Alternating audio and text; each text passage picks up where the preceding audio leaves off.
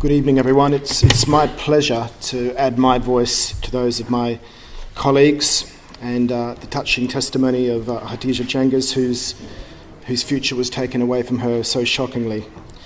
The perspective I want to bring tonight is one of a regional correspondent. I've been based in the Middle East for 13 years, and throughout that time, the voice of Jamal Khashoggi has loomed large. It's never been far away. It is fair to say, though, that in the last year, or last 15 months, Jamal's voice had never been stronger. His presence was remarkable. He resonated in ways that nobody else did. He had transformed from an important part of the Saudi establishment to being the most influential political pundit in the Arab world. And this transformation had come at a time when it was most needed.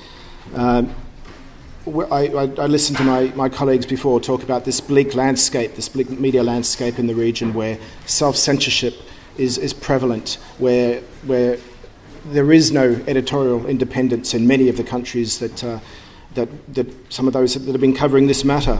But the clawback of journalistic freedoms has been pervasive and profound, and it's been shocking to watch, and it was such a relief in many ways to see a figure like Jamal emerge in the last 15 months. He became a leader in so many ways. I last saw him in June last year, 2017, just before he penned these words in the Washington Post, which were, "I have left my job, my home and my family, and I'm raising my voice." Now, that in itself was a simple statement of intent, which went a long way towards establishing him as not just a regional figure, but somebody of global significance, a Saudi national who was prepared to break free from those shackles. He was an insider who became an outsider. He was a potent threat because of that. I put him in touch with The Guardian. He wrote a couple of columns for us. And after that, he ended up in Washington producing the most pointed, insightful criticism of the Saudi regime of anyone on the globe. And he did so not as a reflexive critic, he did so as a patriot. He did so as somebody who loved his homeland. His criticisms were not blanket, they were targeted, they were reasonable, they were fair, and they were potent, and that's why they did the damage that they did within the Saudi regime, because they cannot and they will not accept dissent in any way, shape or form. He did so also as a brazen accommodation was forced upon his homeland. The trade-off under the reforms, so-called reforms of Mohammed bin Salman, were limited social freedoms, economic reforms, but an elimination of civic discourse, dissent or criticism. And for him to be able to step forward and with the platform that he had, the presence that he had and the access to stakeholders that he had in Washington intimidated the House of Saud. He knew Saudi Arabia, he knew its secrets, he knew its weak points, and he was prepared to press them. He correctly picked also the character flaws in the man who ended up ordering his death. He did not shy away from saying that the crown prince of the country, the heir to the throne, was a man with judgment and temperament flaws, somebody who was not fit for purpose on many levels. At the same time, he did say that there were things that he was doing which Saudi nationals actually bought into. They wanted things to happen. But what he was providing was a platform of measured criticism which was challenging a man who was used to nothing but absolute power, and he was not prepared to tolerate this discourse that he was bringing.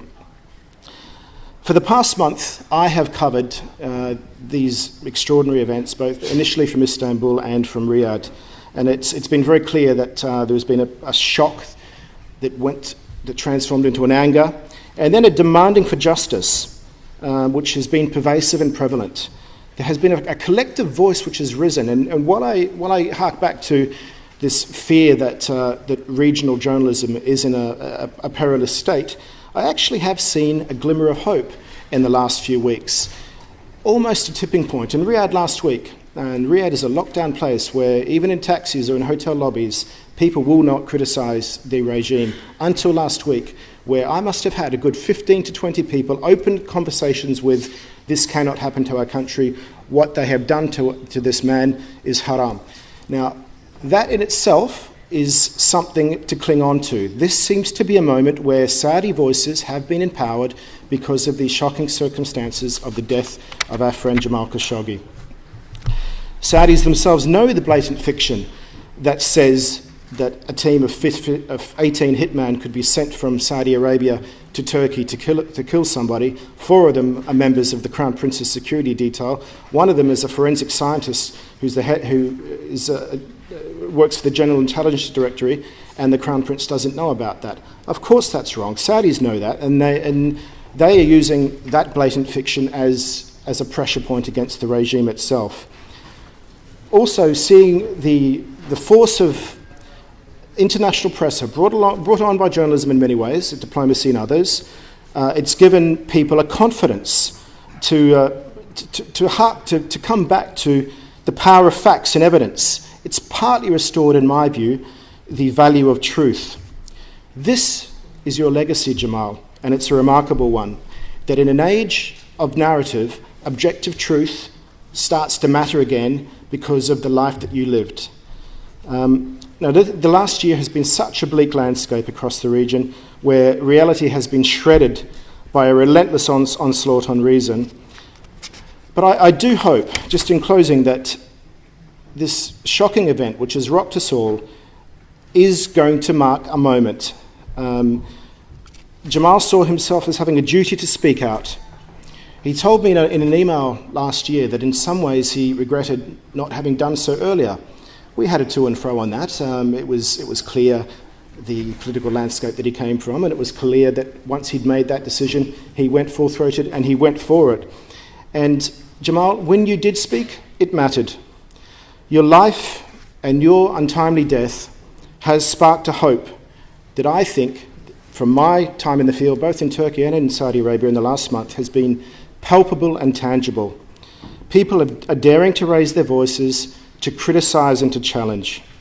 A Saudi leadership that had enjoyed total impunity until early October doesn't have that anymore.